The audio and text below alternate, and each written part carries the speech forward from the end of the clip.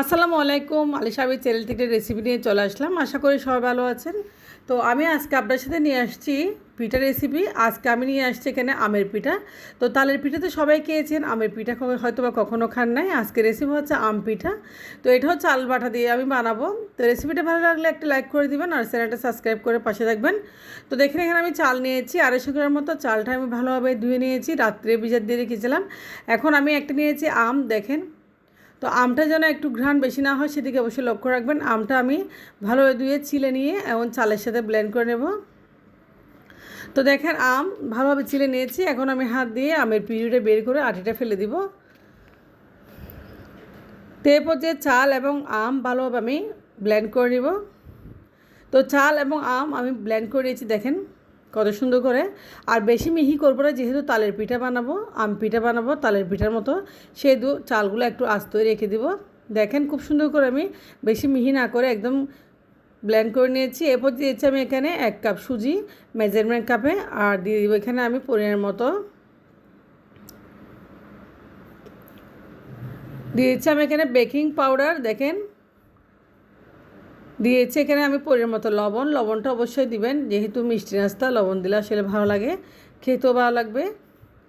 আর দিয়ে দেবো আমি এখানে চিনি পর্যাপ্ত পরিমাণে, যে যতটুকু খাবেন ততটুকু চিনি ব্যবহার করবেন। বেশি গেলে বেশি দিবেন আর কম দিলে কম অবশ্যই দিবেন। তো চিনি দিয়ে দিয়েছি। এখন ভালোভাবে আমি মিক্স করে নেব। চিনি, লবণ, বেকিং পাউডার ভালোভাবে মিক্স করে নিচ্ছি। দেখেন একদম তালের যে পিউরি, একটা তালের পিঠা সেই পিউরিটার মতো হয়ে গেছে। তো ব্যাটারটা আমি রেডি করে নিয়েছি। দেখেন খুব সুন্দর করে একদম মিহি করে ব্যাটার রেডি করে নিয়েছি। খুব সহজে আপনারা ছেলেরা পিঠাটা বানাতে পারেন। তো এরপর যে আমি সব কিছু মিহি করার পর আমি দিয়েছি এখানে একটা ডিম। ডিমটা অবশ্যই লো টেম্পারেচার রাখবেন, ফ্রিজ থেকে বের করে দিবেন না। তো ডিমটা ভালোভাবে দিয়ে আমি একটু ভালোভাবে নেড়ে চিড়ে মেল্ট করে নিচ্ছি। দেখেন খুব সুন্দর হয়ে গেছে একটা ব্যাটার। তো এটা আম পিঠাও বলতে পারেন, তালের পিঠা, যেহেতু এটা আম দিয়ে বানাচ্ছে আম পিঠা, আর তাল দিয়ে বানালেও সে তাল পিঠা হবে। তো আম পিঠা পুরোটাই খেতে একদম তালের পিঠার মতো। দেখেন খুব সুন্দর করে আমি ব্যাটারটা রেডি করে নিয়েছি। এখন আমি 20 মিনিটের জন্য রেস্ট রেখে দেবো। দেখেন 20 মিনিটের জন্য রেস্ট রেখে দিয়েছি। এরপর 20 মিনিট পরে চলে আসলাম। দেখেন কতটুকু মিহি, একদম দেখতে কনসিস্টেন্টটা অনেক সুন্দর লাগতেছে, একদম অনেক ময়শ্চারাইজ হয়েছে।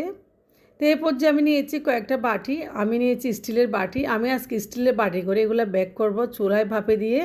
তো এখানে 4টা স্টিলের বাটি নিয়েছি। দেখেন খুব সুন্দর। আপনারা আপনাদের ইচ্ছা মতো ব্যাক করবেন। আপনারা হয়তো বা টিফিন বাটিতে ব্যাক করতে পারেন, যার যার ইচ্ছা মতো হাঁড়িতেও ব্যাক করতে পারেন। আমি যেহেতু স্টিলের বাটি রয়েছে, স্টিলের বাটিগুলোতে আমি ব্যাক করে নিব। সমান পরিমাণ মতো আমি 1.5 কাপ পরিমাণ মতো দিয়ে দিয়েছি এখানে ব্যাটার। তো সবগুলো ব্যাটার দিয়ে দিয়েছি। দেখেন খুব সুন্দর করে উপর থেকে একদম অনেক ময়শ্চারাইজ লাগতেছে ব্যাটারটা। তো পিঠাটা অবশ্যই আপনাদের ভালো লাগবে। ভালো লাগলে লাইক কমেন্ট শেয়ার করবেন। আর অনেক খেতে মজা এই পিঠাটা। আমি আরেকটা বাটিতে নিয়ে নিয়েছি, যেহেতু কুলাচ্ছে না। তো আরেকটা বাটিতে নিয়েছি। এখন আমি দেখেন নারকেলের উপরের অংশটুকু দিয়ে ভালোভাবে আমি এখন ভাপিয়ে নেব। তো একটা হাঁড়িতে পানি দিয়ে নারকেলের ছোবড়া দিয়ে আমি ভালোভাবে এখন ভাপিয়ে নেব। খুব সুন্দর করে ঢাকনা দিয়ে দিলাম। তো 10 মিনিট পরে চলে আসবো। পিঠাটা 10 মিনিট মতো হয়ে গেছে। দেখেন 10 মিনিটের মধ্যে হয়ে গেছে। কত সুন্দর ভাপা পিঠা, একদম তালের পিঠার মতো পুরোপুরি দেখতে, কালারটা যেমন খেতেও তেমন অসাধারণ হয়েছে। পিঠাটা আমি এখন নামিয়ে নেব চুলা থেকে।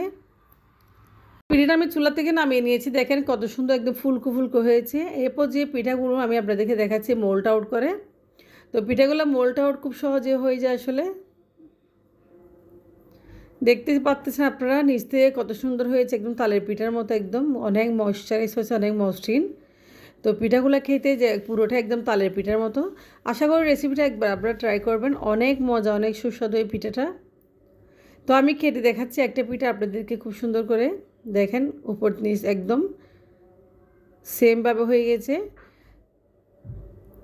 তো আপনারা ভালো থাকবেন আর আমার জন্য অবশ্যই দোয়া করবেন। তো আমি একটা পিঠা কেটে দেখছি কতটা সফট হয়েছে, দেখেন কতটা সুন্দর হয়েছে।